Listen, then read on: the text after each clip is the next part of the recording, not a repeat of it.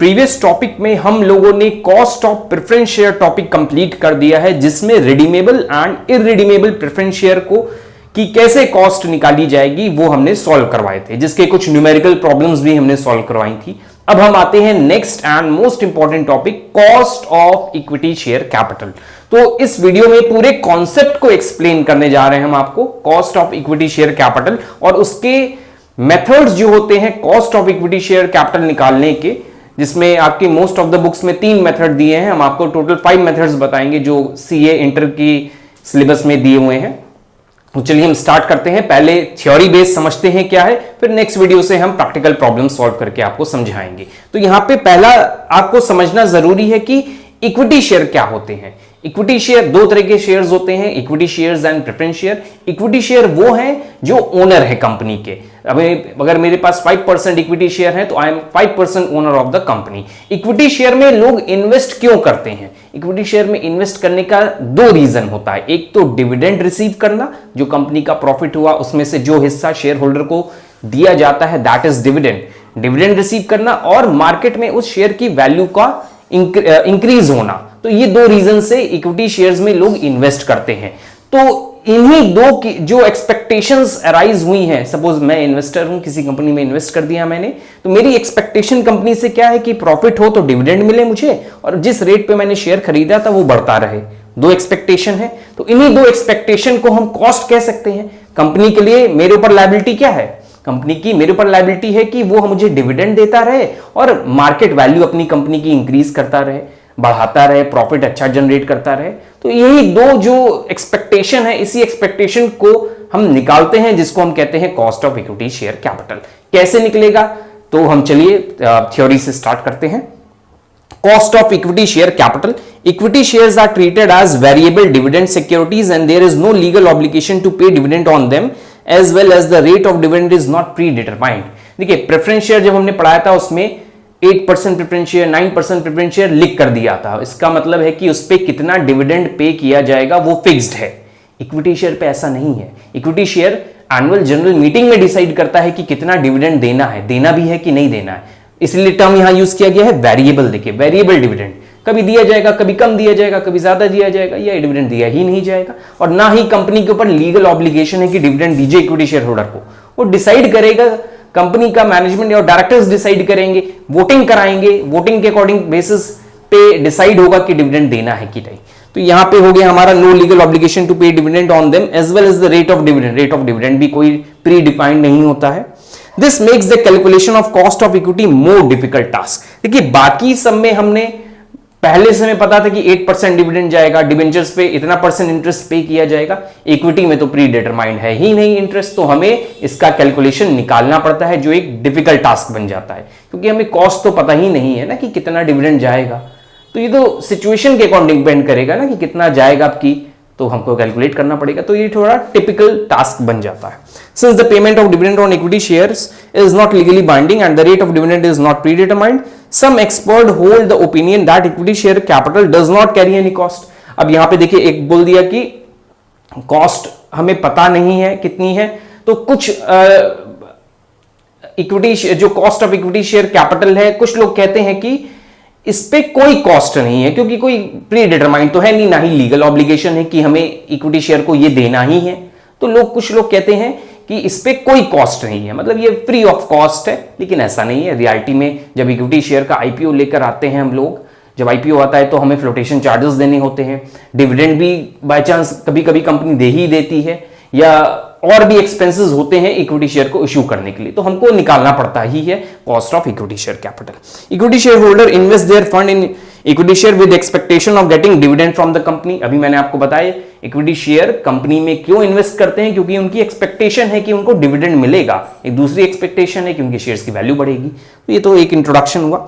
The company also aims at the maximization of shareholders wealth through maximization of market price of equity shares.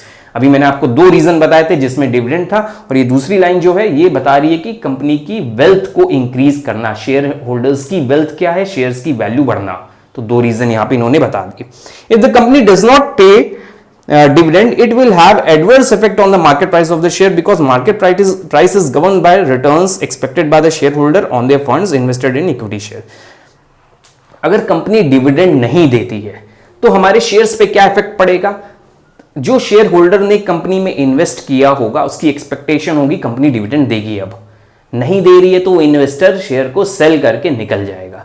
अब कोई उस पर interest नहीं दिखाएगा उस इक्विटी शेयर पे, उस कंपनी के इक्विटी शेयर पे, तो उस कंपनी की वैल्यू डिक्रीज होने लगेगी। इक्विटी शेयर को कोई परचेज नहीं करेगा तो ऑटोमेटिक मार्केट में उसके शेयर्स की वैल्यू डिक्रीज होने लगेगी, तो ये इसका इंपैक्ट जाएगा। तो कंपनी मोस्टली डिसाइड करती है कि हमको डिविडेंड देना है।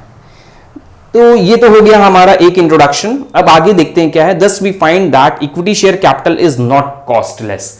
अब इसी से निकल कर आता है कि कंपनी के जो इक्विटी शेयर होल्डर हैं उसकी कॉस्ट कॉस्टलेस नहीं है, कॉस्ट उस पर भी लग रही है क्योंकि डिविडेंड इफेक्ट कर रहा है मेरे मार्केट वैल्यू को, मेरी कंपनी को, इसलिए वो कॉस्टलेस। हम देखेंगे कि इक्विटी शेयर होल्डर की एक्सपेक्टेशंस क्या क्या हैं, उसी के बेसिस पे हमें कॉस्ट ऑफ इक्विटी निकालनी होगी, क्योंकि जो इन्वेस्टर की एक्सपेक्टेशन है वो कंपनी पूरा करना चाहेगी, उसी पे कंपनी एक्सपेंस या डिविडेंड पे करेगी, वही कंपनी के लिए कॉस्ट बन जाएगी कि उनकी जो भी एक्सपेक्टेशन है हम पूरा करेंगे, उसमें जो एक्सपेंस होंगे या कंपनी के जो खर्चे होंगे वो कॉस्ट बन जाएगा कंपनी के लिए। Normally equity shareholders expect to get following expectation. तो पहली एक्सपेक्टेशन है डिविडेंड की।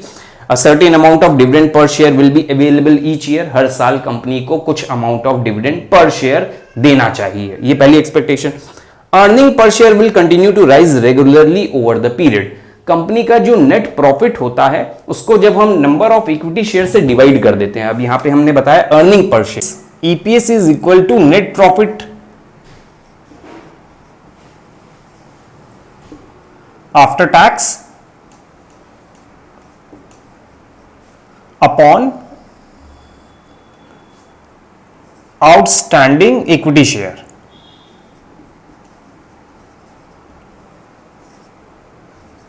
इक्विटी शेयर्स, तो ये तो फॉर्मूला है हमारा ईपीएस का। अब देखिए इस वाले पॉइंट में यहां पे लिखा हुआ है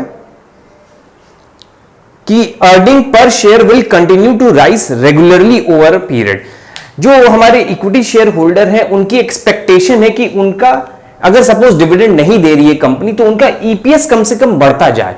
ईपीएस का मतलब है कंपनी ने पर शेयर कितना अर्न किया पैसा, तो वो कैसे निकाला जाएगा? जब नेट प्रॉफिट को हम नंबर ऑफ इक्विटी शेयर से डिवाइड कर देंगे तो ईपीएस आ जाएगा हमारा। तो ईपीएस का बढ़ना भी कंपनी के शेयर होल्डर्स के लिए बेनिफिशियल है और ये उनके मन में एक एक्सपेक्टेशन रहती है कि कंपनी का ईपीएस बढ़ता रहे। नेक्स्ट पॉइंट है retained earning in the business though may not be available to them in cash must be used to increase the profit of the company so that their holdings should rise and they can get benefit of capital gains at the appropriate time। तो देखिए पहला वाला जो था point हमारा, एक तो dividend था कि कंपनी के इक्विटी शेयर होल्डर्स की एक्सपेक्टेशन है कि डिविडेंड मिले, दूसरा था कि इनका ईपीएस बढ़ता जाए।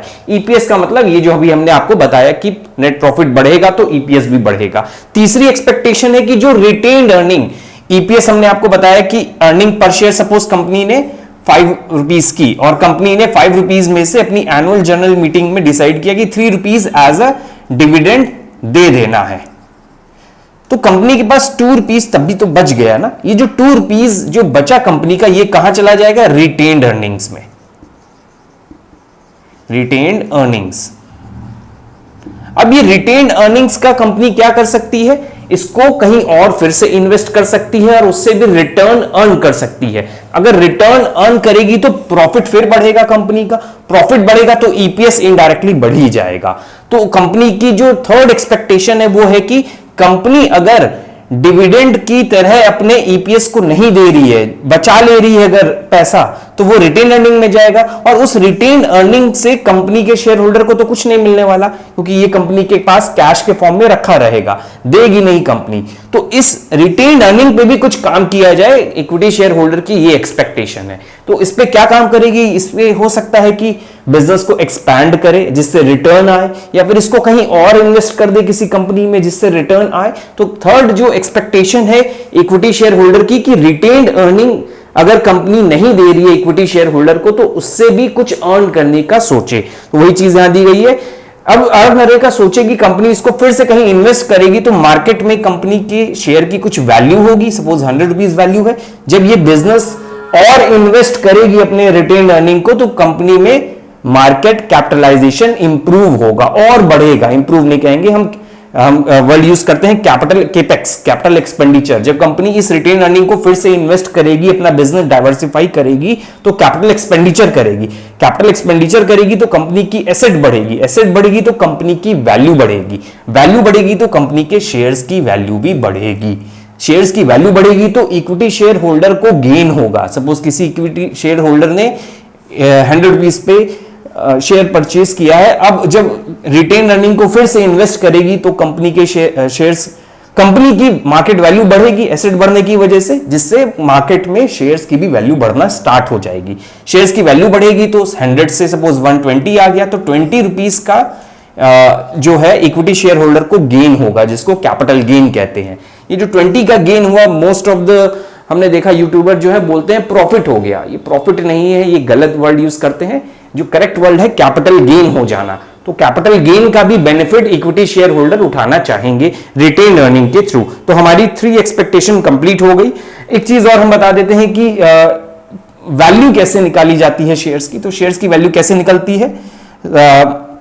बुक वैल्यू अगर हम निकालना चाह रहे हैं कंपनी के शेयर्स की, तो बुक वैल्यू निकलेगी मार्केट वैल्यू जो है कंपनी की divided by number of equity shares. इसको डिवाइड कर दीजिए तो वैल्यू मिल जाएगी, एक शेयर की वैल्यू कितनी है। अब ये मार्केट वैल्यू को इंप्रूव कैसे किया जाएगा? रिटेन अर्निंग को और लगा दीजिए तो मार्केट वैल्यू ऑटोमेटिक बढ़ने लगेगी, जिससे बुक वैल्यू बढ़ेगी। बुक वैल्यू बढ़ेगी तो मार्केट में भी एक शेयर्स पे इफेक्ट दिखेगा।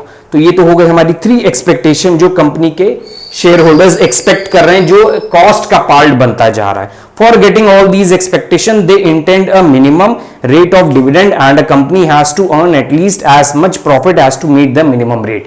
ये सारी एक्सपेक्टेशन को पूरा करने के लिए कंपनी को कम से कम कुछ ना कुछ अर्न करना होता है, जो इन सब का जो एक रिजल्ट निकालते हैं कैलकुलेशन करने के बाद, वो एक मिनिमम रेट निकल कर आता है। उस मिनिमम रेट को अचीव करना है कंपनी को। कंपनी कैसे अचीव करेगी? प्रॉफिट के थ्रू। प्रॉफिट जितना ज्यादा होगा ईपीएस भी बढ़ेगा, डिविडेंड भी मिलेगा, रिटेन अर्निंग भी बढ़ेगी। तो नेट प्रॉफिट को बढ़ाने की सोचती है कंपनी, ये सारी एक्सपेक्टेशन को पूरा करने के लिए। तो ये सारी एक्सपेक्टेशन कैसे पूरी होगी? एक मिनिमम रेट से। वो मिनिमम रेट कैसे डिसाइड होगा? इन सारी कैलकुलेशन के बाद। तो नेट प्रॉफिट जितना बढ़ेगा उतना बेनिफिशियल होगा। This minimum rate incidentally take share capital. The measurement of this minimum rate of return is cost of equity. अब हम इसी से पूरा कैलकुलेट करके एक फाइनल रेट देंगे कि इस रेट का रिटर्न कम से कम कंपनी अर्न करे, जिससे ये तीनों एक्सपेक्टेशन पूरी हो जाए। This is your 3 expectation.